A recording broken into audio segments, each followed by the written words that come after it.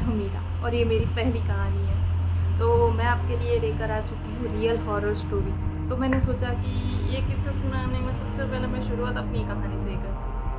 तो ये कहानी मेरी नहीं है, पर मैंने अपने आँखों के सामने ये होते हुए देखा है। तो तब से मैं इन सारी चीज़ों पर बिलीव करने लगी हूँ। तो ये हुआ था तब जब मैं कुछ 11th में थी। तो ये थोड़ी सी पुरानी कहानी है। ये हुआ था मेरे पापा के दोस्त के बेटे के साथ। हाँ, उसका नाम हम इस कहानी के लिए समर रखते थे। समर, जो उस समय पर कुछ 7 से 8 साल का ही था। और उस समय पर गणेश चतुर्थी आई। तो वो सब अच्छा गणेश जी की स्थापना करते, गणेश जी की पूजा करते सब। उन्होंने गणपति अपने घर पर नहीं, पर जो सोसाइटी में लाए थे ना, वहाँ पर जाकर वो पूजा करते थे। वहाँ जाकर वो पूजा करते थे रोज़।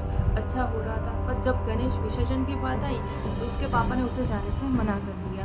पर उसको जाने का बहुत ही मन था, तो इसकी वजह से वो जाता है। पर उसके पापा भी उसके साथ जाने की बात करते हैं। वो दोनों गणेश विसर्जन करने के लिए जाते हैं और वहाँ जाकर गणेश जी को विसर्जन करते हैं। वो भी पानी में जाने की जिद करता है। उसके पापा उसे पहले तो मना कर देते हैं, पर वो नहीं मानता और वो भी जाने की जिद करता है। तो उसके पापा भी उसके साथ जाते हैं और थोड़ा आगे कमर तक जितना पानी आ सके समर के, उतना वो अंदर जाता है। और थोड़ा आगे जाते ही पता नहीं क्या होता है और उसका पैर फिसल जाता है और वो पूरा ही पानी में गिर जाता है। उसके पापा जल्दी से हाथ कर उसे ऊपर खींच लेते हैं।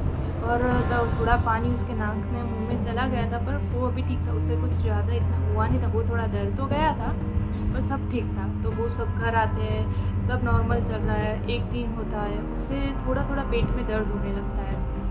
वो जब अपने घर पर बताता है तो उनको लगता है कि कुछ भी छोटा मोटा ऐसे ही दर्द हो रहा होगा, तो कोई ज़्यादा ध्यान नहीं देता। दूसरे दिन भी उसे दर्द हो रहा था, तो उसे कोई दवाइयाँ देते हैं और सबको लगता है कि ये ठीक हो जाएगा।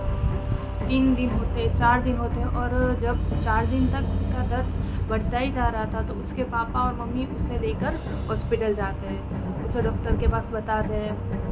बहुत सारे, एक डॉक्टर के पास जाते हैं, कुछ वो डॉक्टर तो ऐसे ही बोलते हैं कि इसको तो एकदम नॉर्मल है, इसे कोई भी प्रॉब्लम नहीं है। एक डॉक्टर के पास ऐसे, दूसरे डॉक्टर के पास जाते हैं और ऐसे 1 हफ़्ता निकल जाता है। अब 1 हफ़्ते के बाद क्या होने लगा, उसकी सांसें जो अटकने लगी, मीन्स कि वो ऐसे ज़ोर ज़ोर से सांसें लेने लगा, ऐसा कि जैसे वो डूब रहा हो।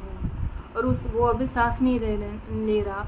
और वो बार बार ये बोलने लगा कि मैं डूब रहा हूँ, मुझे बचा लो पापा, मैं डूब जाऊँगा, मेरी सांसें रुक जाएगी, मैं मर जाऊँगा। ऐसे ऐसे बातें पहले वो धीरे धीरे कई दिन में 1-2 बार बोलता था। फिर 2 दिन बाद वो पूरे दिन यही बोल रहा है।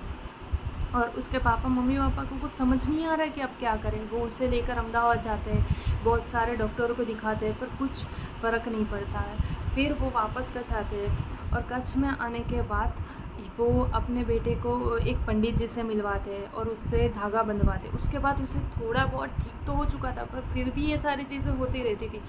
फिर उन्होंने मेरे पापा से बात की, तो मेरे पापा ने बोला एक काम कर, उसे हमारे घर पे लेकर आ। तो अब क्या हो रहा था, जब वो अपने घर पे जा रहा था तो ये सारी चीज़ें और भी ज़्यादा हो रही थी। और जब वो घर से बाहर होता था तो ये सारी चीज़ें थोड़ी सी कम हो जाती थी।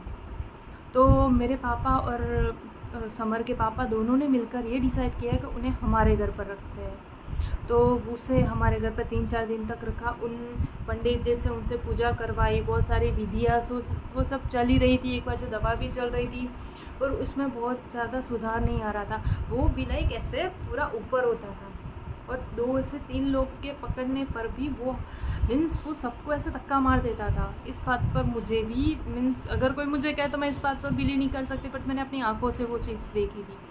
और क्या होता था ज़्यादातर कि वो ऐसे लाइक वो ज़ोर ज़ोर से सांसें ले रहा है और ऐसे बोल रहा है कि भाई मैं डूब जाऊंगा, मैं डूब जाऊंगा मुझे। और बाद में थोड़े दिनों बाद वो ऐसा भी बोलता है कि मुझे कोई दिखाई दे रहा है और वो मुझे अपने साथ ले जाएगा। और वो मुझे बोल रहा है कि मैं मर जाऊंगा और वो मुझे अपने साथ ले जाएगा। ऐसे वो बार बार बोलता रहता था। उसके पापा मम्मी सब बहुत डर गए थे।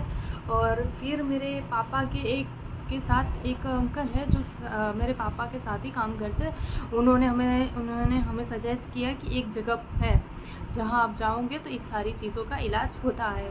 तो पहले तो मेरे पापा, समर के पापा, समर सबको लेकर वहाँ पर गए। तो वहाँ पर जाकर समर को उनके सामने बिठाया, पूछा कि तुम कौन हो। लाइक हर बार यही होता है कि भाई पूछते हैं कि वो कौन है, कौन सी स्पिरिट है, क्या है, सारी बातें। अब हाँ, एक बात और भी, और समर में क्या बदलाव आ रहे थे, अब वो ऐसा चलता था जैसे कि उसके अंदर कोई बड़ा इंसान चल रहा है। लाइक कोई 35, 40 या 45 साल का कोई इंसान है, व्यक्ति मीन्स कोई जेंट्स है, वो कैसे चलता है उसी तरह से वो चलता था। उसकी बात करने की स्टाइल चेंज हो चुकी थी, वो पूरी तरह से अलग। अब देखो, अगर थोड़ा सा बड़ा होता, 13, 14 या 15 साल का, तो हम सोच सकते हैं कि ये लड़का नाटक कर रहा है या कुछ झूठ बोल रहा है, कुछ भी। अब 7 से 8 साल का लड़का ऐसे कैसे कोई झूठ बोल सकता है? उसे तो ये सारी चीज़ें समझ भी नहीं आएगी। उसकी आवाज़ में भी वो चेंज देखा जा रहा था, उसके बोलने की स्टाइल बहुत चेंज हो चुकी थी। इन सारी चीज़ों से सब बहुत ही डर गए थे, पर फिर भी सब ने हिम्मत रखी और वो जो गुरुजी थे उनके पास गए और उन गुरुजी को दिखाया कि भाई क्या है। तो उन्होंने जब पूछा तो समर उस टाइम पर बता रहा था कि भाई कोई इंसान है जो कुछ 40 से 45 साल का है, और वो मुझे ये बोलता है, और मुझे लगता है कि वो बार बार मुझे पानी में खींच रहा है, और वो मुझे कहता है कि वो मुझे अपने साथ ले जाएगा। और इस बात से सब बहुत डर गए थे। मैं वहाँ पर तो नहीं गई थी, पर मेरे पापा ने ये सारी चीज़ें मुझे बताई थी कि कहाँ क्या हुआ था वहाँ पर। तो